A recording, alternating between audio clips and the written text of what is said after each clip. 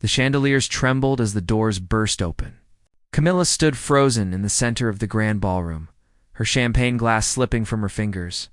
It shattered against the marble floor, sound echoing like a gunshot through the sudden silence. 2 royal guards marched toward her, their boots striking the floor in perfect rhythm. Behind them, 300 guests watched with wide eyes. No one moved. No one spoke. The only sound was the heavy clink of chains. Camilla's face went pale. Her hands began to shake. She looked toward the throne at the far end of the room, where King Edward sat motionless, his expression carved from stone. She opened her mouth to speak, but no words came out. The lead guard stopped 3 feet away. He was tall, broad-shouldered, with a scar running down his left cheek. His eyes held no warmth, no sympathy. He pulled the chains from his belt, the metal links glinting under the light of 1,000 candles. Camilla Ashford, his voice boomed across the ballroom. By order of His Majesty, you are under arrest. Gasps rippled through the crowd. Camilla stumbled backward, her silk gown catching under her heel. She nearly fell, but caught herself against a marble column. Her eyes darted frantically around the room, searching for a friendly face. Someone who would step forward and defend her. No one did. There must be some mistake, she whispered, her voice cracking. Please, I haven't done anything. The guard moved closer. The chains rattled in his hands like a snake preparing to strike. Behind him, the second guard positioned himself to block any escape route. There was nowhere to run. Nowhere to hide. If you want to see what happens next, make sure you're subscribed. This story gets even more intense. King Edward finally spoke. His voice was low, cold, and it cut through the room like a blade. Take her. Camilla's knees buckled. She pressed herself against the column, her breath coming in short, desperate gasps. The guard reached for her wrist, and she jerked away, tears streaming down her face. Edward, please, she cried out. After everything I've done for this family, after everything we've been through, you can't do this. The king didn't even look at her. He raised one hand, a silent command. The guards moved with military precision. One grabbed her left arm, the other her right. She struggled, her heels scraping against the floor, but their grip was iron. The chains came next. Cold metal wrapped around her wrists, clicking shut with a finality that made her stomach drop. She felt the weight of them pulling her arms down, felt the eyes of every noble, every duchess, every lord in that room burning into her skin. And then something unexpected happened. From somewhere in the crowd, a single person began to clap. Slowly at first, then another joined in, and another. Within seconds, the entire ballroom erupted in applause. The sound was deafening, thunderous, drowning out Camilla's sobs. She looked around in horror, her vision blurred by tears. These were people she had dined with, people she had laughed with, people she had trusted, and now they were celebrating her destruction. The guards began to drag her toward the exit. Her legs gave out, and she collapsed to her knees, but they didn't stop. They pulled her across the polished floor, her gown tearing, her jewelry scattering behind her like breed. As they reached the massive oak doors, Camilla twisted around for one last look at the king. Edward sat perfectly still on his throne, his crown gleaming, his face showing nothing. No anger, no satisfaction, nothing. The doors slammed shut behind her. The applause continued, muffled now, but still audible. And in the darkness of the corridor beyond, Camilla finally understood. This wasn't just an arrest. This was something far worse. 3 hours earlier, everything had been perfect. Camilla had stood in her private chambers, staring at her reflection in the gilded mirror. Her gown was emerald green, the same color Edward had once said made her eyes shine like jewels. Diamonds circled her throat, each one worth more than most people earned in a lifetime. Her lady-in-waiting. Brett had finished adjusting the final pin in her hair. You look beautiful, my lady, she had said softly. Camilla had smiled then. A real smile, full of hope and anticipation. Tonight was supposed to be her triumph. The king had summoned every important family in the kingdom to the palace. Rumors had spread for weeks about a major announcement. Some whispered it would be about the succession. Others said the king would finally name his choice for queen. Camilla had spent 5 years working toward this moment. 5 years of careful planning, strategic friendships, and calculated moves. She had started as nobody, the daughter of a minor lord from the Northern Territories. Now she was the king's closest advisor, the woman who stood at his right hand during every important decision. She walked down the corridor toward the ballroom, her heart pounding with excitement. Servants bowed as she passed. Guards nodded with respect. Everything was falling into place exactly as she had planned. But when she entered the ballroom, something felt wrong. The atmosphere was too quiet, too tense. People smiled at her, but their smiles didn't reach their eyes. Conversations stopped as she walked by, then resumed in hushed whispers once she passed. Camilla pushed the feeling aside. She was being paranoid. Everything was fine. Everything had to be fine. She made her way through the crowd, exchanging pleasantries with duchesses and earls. Lord Pemberton, who usually avoided her, stepped directly into her path. His eyes were strange, glittering with something that looked almost like pity. "Miss Ashford," he said, his voice oddly gentle. "I hope you're well this evening." "Perfectly well, thank you," she replied, confused by his tone. He hesitated, opened his mouth as if to say something more, then simply nodded and moved away. The interaction left her unsettled, but she continued forward. The king hadn't arrived yet. His throne sat empty at the head of the room, a massive chair carved from dark wood and inlaid with gold. Camilla positioned herself where she always stood during royal gatherings, just to the right of the throne. In the place of honor, a servant offered her champagne from a silver tray. She took it gratefully, sipping the bubbles to calm her nerves. Around her, the ballroom filled with more guests. The air grew warm from the press of bodies, heavy with perfume and the scent of roses from the elaborate arrangements on every table. Then the trumpets sounded. Everyone turned toward the main entrance. The crowd parted like water, forming a clear path. King Edward entered, and the room fell silent except for the rustle of fabric as everyone bowed or curtsied. He looked magnificent in his royal blue coat, medals gleaming on his chest. But as he walked past Camilla toward his throne, he didn't even glance in her direction. At once. She felt a flutter of worry in her stomach. Edward sat down, arranged his robes, and surveyed the room. His face was unreadable, a mask of royal composure. Finally, his eyes landed on Camilla. For just a moment, she saw something flicker there. Regret? Anger? She couldn't tell. He raised his hand for silence, though the room was already quiet enough to hear a pin drop. When he spoke, his voice carried to every corner of the ballroom. "We are gathered tonight," he began, "to witness justice." Camilla's blood turned to ice. Those weren't the words she had expected. Those weren't the words that came before a celebration or an announcement of favor. Her champagne glass trembled in her hand. For too long, Edward continued, his gaze now fixed on her with laser precision. This court has been poisoned by deception, by lies, by someone who pretended to serve while secretly destroying everything we hold sacred. The room held its breath. Camilla felt every eye turn toward her. The glass slipped from her fingers. It fell, and when it shattered against the marble, the sound marked the end of everything she had built.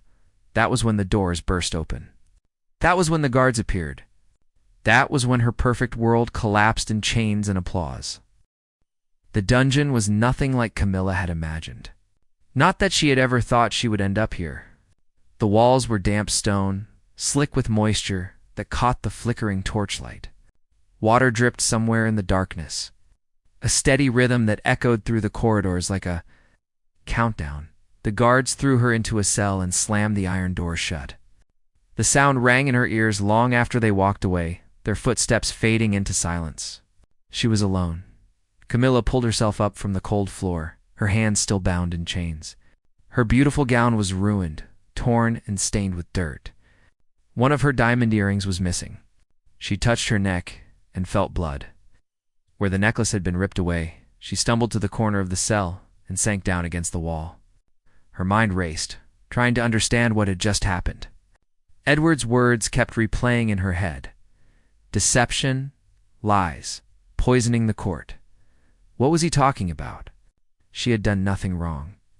Everything she had done was for him, for the kingdom, for their future together. She had eliminated his enemies, silenced his critics, cleared his path to absolute power. And he knew it. He had approved every single action, even if he never said the words out loud. Or had he? Camilla pressed her hands against her temples, trying to remember.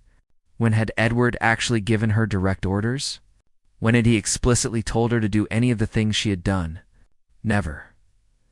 The realization hit her like a physical blow. He had never directly ordered anything.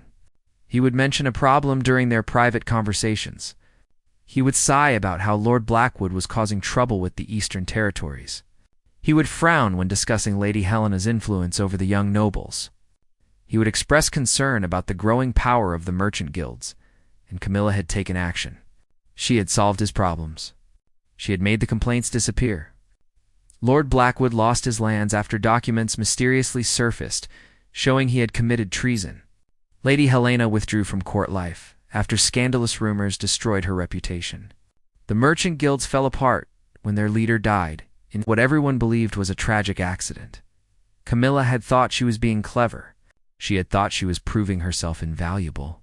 She had thought Edward would recognize her loyalty and reward her with everything she deserved. Instead, he had kept his hands clean while she became the villain. Footsteps echoed in the corridor. Camilla looked up as a figure appeared outside her cell. Margaret, her lady-in-waiting, stood in the shadows. Her face was streaked with tears.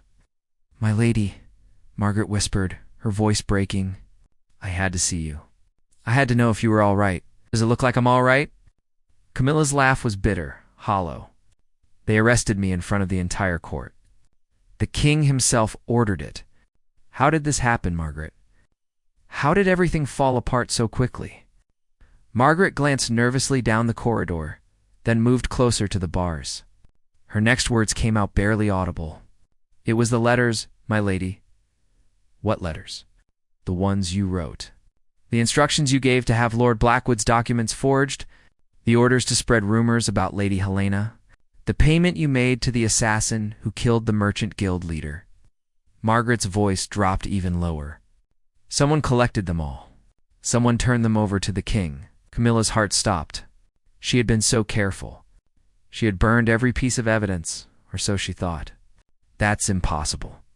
I destroyed everything." "Not everything." Margaret's eyes filled with fresh tears. "I kept copies. I thought I was protecting you, my lady. I thought if anyone ever questioned your actions, the letters would prove you were following the king's wishes. But someone stole them from my chamber 3 weeks ago. I didn't want to worry you, so I never said anything. I'm so sorry. This is all my fault." The world tilted. Camilla gripped the iron bars to keep from falling. Someone had planned this. Someone had carefully gathered evidence, waited for the perfect moment, and then struck. But who? Who gave them to the king? Camilla demanded. "Who did this to me?" Margaret shook her head. "I don't know. The palace is full of rumors, but no one knows for certain. Some say it was someone close to you, someone you trusted." Sound made them both freeze. More footsteps, coming fast. Margaret's eyes went wide with fear. "I have to go. If they find me here, they'll arrest me too. I'm sorry, my lady. I'm so sorry." She vanished into the shadows. Camilla was alone again, but now everything made terrible sense. This wasn't a sudden arrest. This was an execution that had been planned for months. Every move had been calculated. Every piece had been put in place, and she had walked right into the trap. Morning came slowly to the dungeon. Camilla knew it was morning only because a thin ray of light appeared through a crack high in the wall. She hadn't slept. Every time she closed her eyes, she saw the faces in the ballroom, heard the sound of applause, felt the weight of the chains. The cell door creaked open. 2 guards entered, followed by a man in a black robe. He carried a leather folder under his arm and wore the silver medallion of the royal prosecutor. His face was thin, sharp, with eyes that missed nothing. "Camilla Ashford," he said, his voice flat and official. "I am Prosecutor Whitmore. I'm here to inform you of the charges against you." Camilla stood, forcing herself to meet his gaze. Her legs shook, but she refused to show weakness. "I demand to speak with the king." "The king has no interest in speaking with you." Whitmore opened his folder. "You are charged with conspiracy to commit murder, forgery of royal documents, corruption of court officials, and high treason. The evidence against you is substantial. Letters in your own handwriting. Testimony from witnesses. Financial records showing payments to criminals. Those letters were taken from my private chambers without my knowledge or consent," Camilla said, her voice steadier than she felt. "That's theft. Whatever they say should be inadmissible." Whitmore's lips curved into something that might have been a smile if it held any warmth. "The law is clear. Evidence obtained in service of justice is always admissible. You, of all people, should know that, Miss Ashford. After all, you used similar methods yourself when you destroyed Lord Blackwood." The words hit their target. Camilla felt her composure crack.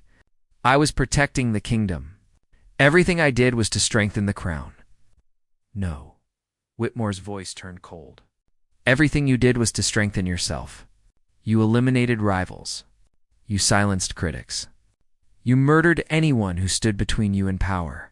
And you did it all while hiding behind the king's shadow, letting him take credit for the successes while you committed the crimes."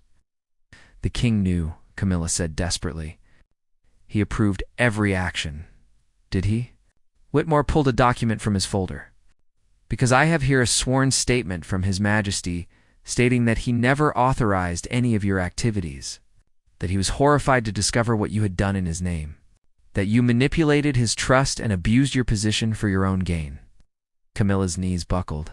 She caught herself against the wall. Of course, Edward would say that. Of course, he would deny everything.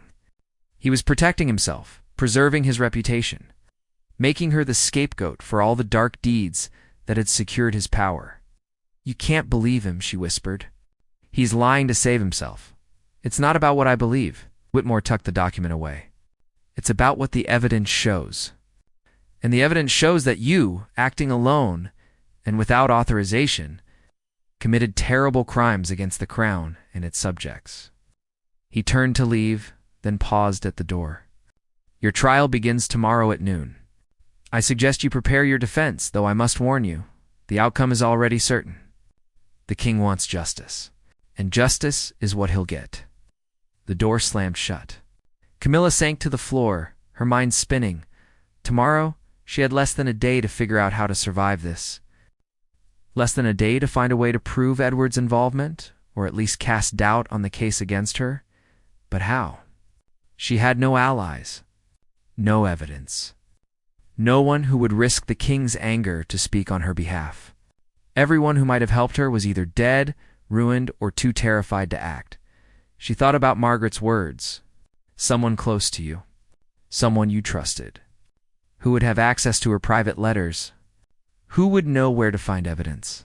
Who stood to gain from her destruction? The answer came slowly, piecing itself together like a puzzle.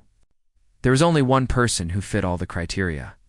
Only one person who had been there from the beginning, who knew all her secrets, who would benefit most from her fall. Eleanor, the king's younger sister. Sweet, quiet Eleanor, who everyone dismissed as too gentle for court politics. Eleanor, who had sat in corner of every meeting, who had listened to every conversation, who had watched Camilla rise with patient, calculating eyes. Camilla had never seen her as a threat.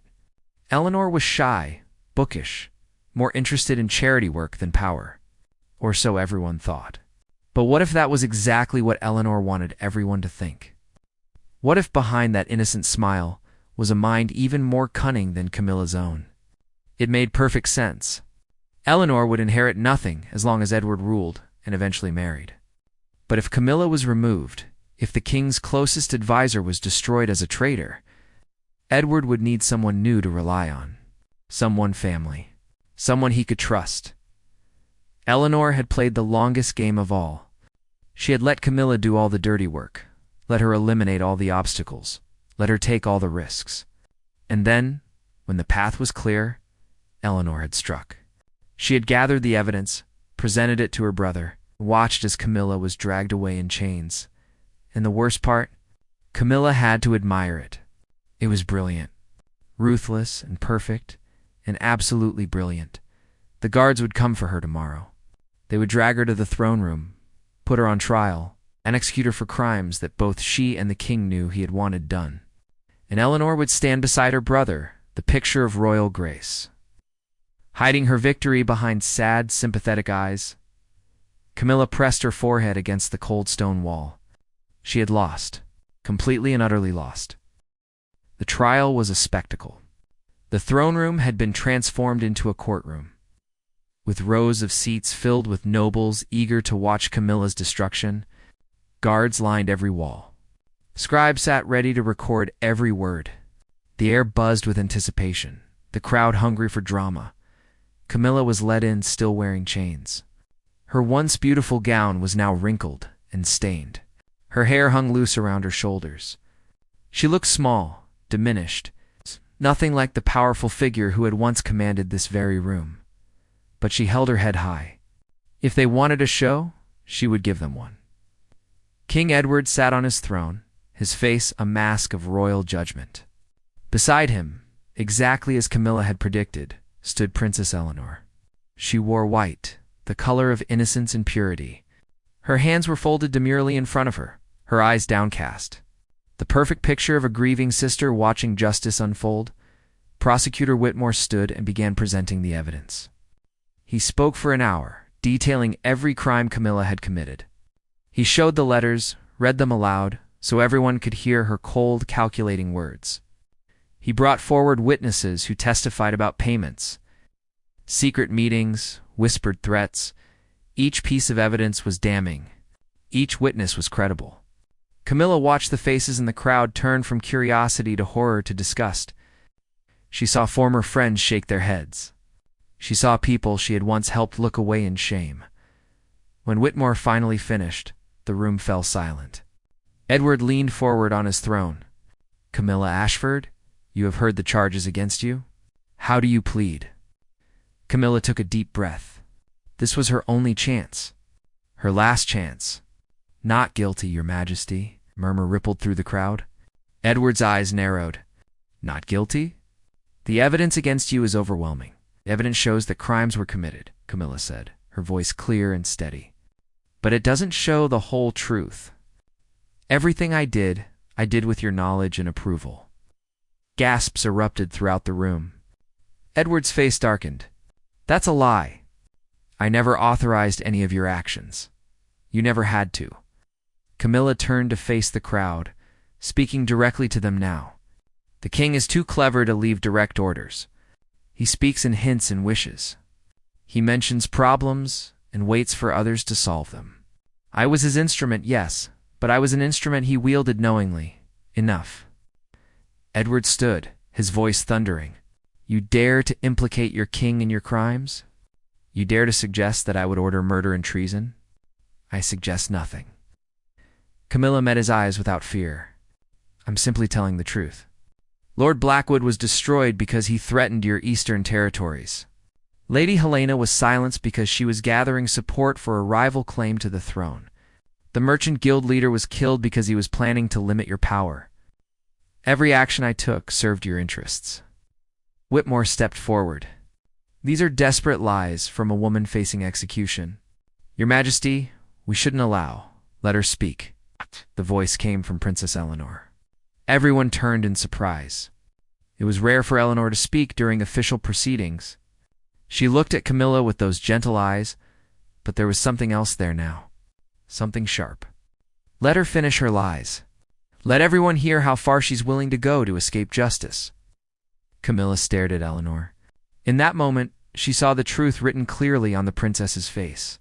Eleanor wanted her to keep talking. Wanted her to implicate Edward further. Because the more Camilla accused the king, the more desperate she looked. The more guilty she appeared, it was another trap. If Camilla stayed silent, she was guilty. If she accused Edward, she looked like a liar trying to drag down an innocent king. Either way, Eleanor won. But Camilla hadn't survived 5 years in court politics by giving up easily. She had one card left to play. One desperate gamble that might save her life. "You're right, Princess Eleanor," Camilla said slowly. "I should tell the truth. The whole truth. including the truth about who gathered all this evidence against me. Eleanor's smile faltered for just a fraction of a second, so brief that most people missed it. But Camilla saw it, and she knew she had struck home. The letters were stolen from my lady-in-waiting's chambers 3 weeks ago, Camilla continued.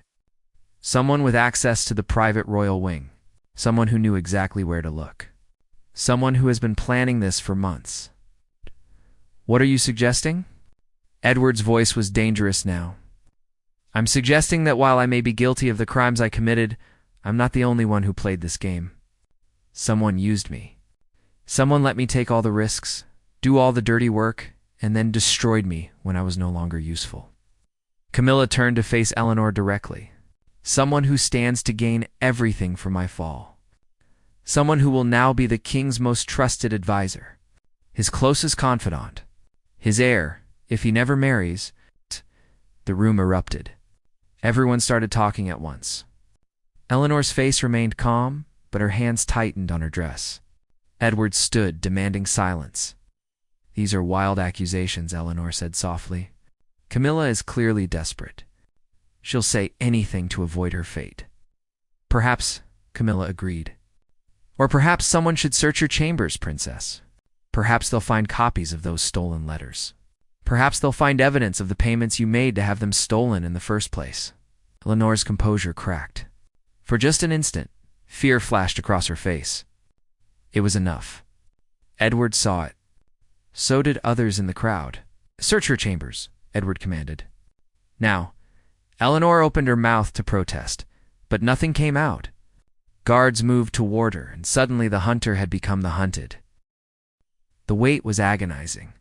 Camilla stood in the center of the throne room, chains still binding her wrists, while guards searched Eleanor's chambers. The crowd remained, no one willing to miss what might happen next.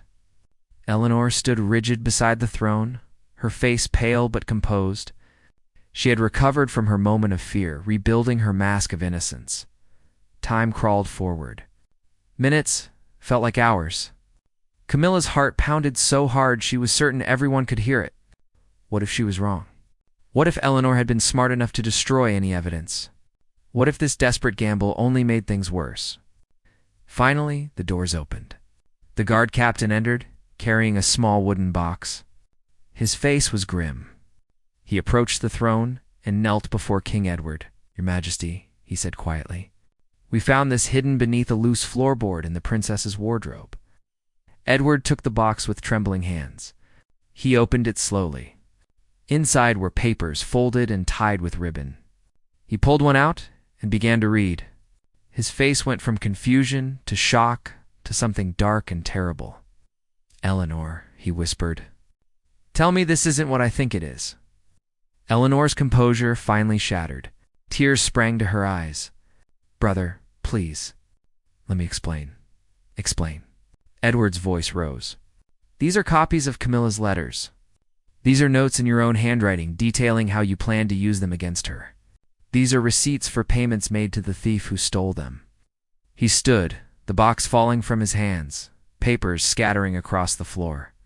You orchestrated all of this? I did it for you. Eleanor's words came out in a rush. Can't you see? Camilla was dangerous. She was manipulating you, using you. She would have destroyed you eventually. I had to stop her.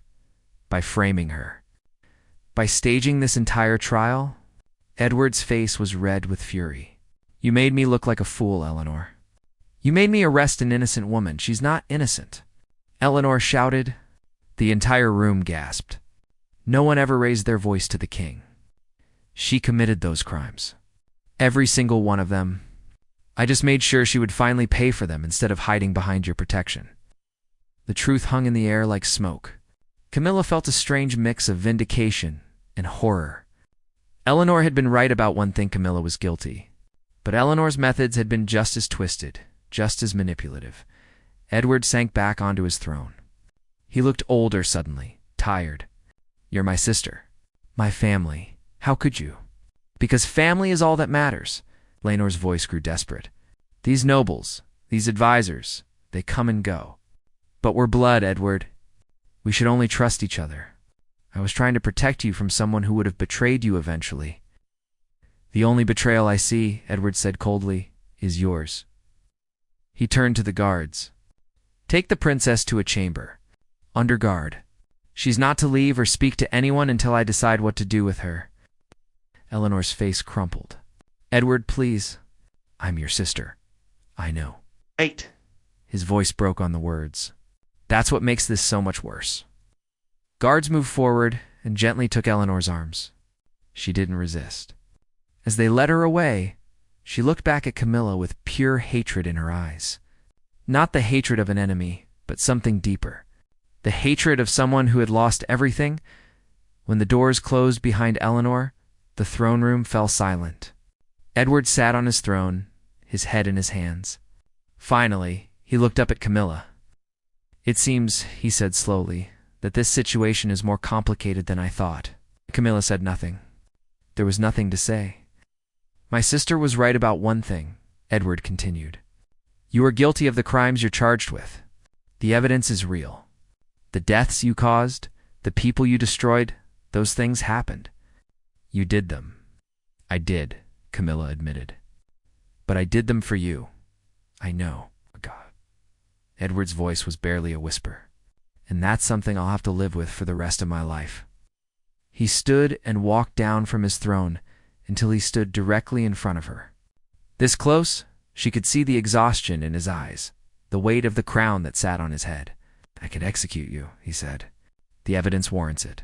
The law demands it. But if I do, everyone will know that you were right, that you acted with my approval, even if I never gave direct orders. My reputation would be destroyed. The kingdom would fall into chaos. He paused, considering. Or I could exile you, send you far from here, where you can never return, never speak of what happened, never threaten my rule again. And your sister? Camilla asked. Eleanor will be confined to a convent in the northern mountains. She'll live out her days in prayer and silence. It's more mercy than she showed you, but she's still my blood. I can't bring myself to do worse. Edward gestured to the guards. Remove her chains. The cold metal fell away from Camilla's wrists. She rubbed the raw skin, feeling the circulation return to her hands. Free, but not really. Freedom at the cost of everything she had built. You have until sunset, Edward said. Take whatever you can carry. By nightfall, I want you gone from this kingdom. If you ever return, if you ever speak of what happened here, I will have you hunted down and executed. Do you understand? Camilla nodded. She understood perfectly. This was Edward's solution. Remove both problems, silence both threats, and preserve his power. She would vanish into history, a footnote in the kingdom's story, a cautionary tale about ambition and betrayal. As she walked toward the doors, Camilla heard whispers from the crowd. Not applause this time. Just confused murmurs, people trying to understand what they had just witnessed. The story would spread, of course. It always did. But Edward would control the narrative. He always did. Outside, the sun was setting, painting the sky in shades of red and gold. Camilla stood on the palace steps and looked back one last time at the life she was leaving behind. The power, the influence, the dreams of greatness, all gone. But she was alive. Against all odds, she had survived. And as she walked away from the palace gates, her chains gone, but her future uncertain, Camilla Ashford allowed herself the smallest, most bitter smile. She had lost this game. But the game itself never really ended. Somewhere, in some other court, someone else was making the same choices she had made, taking the same risks, playing for the same stakes, and maybe, just maybe, they would be smart enough to learn from her mistakes. The palace disappeared behind her as darkness fell. Camilla walked forward into the unknown, free and broken, and somehow impossibly still standing.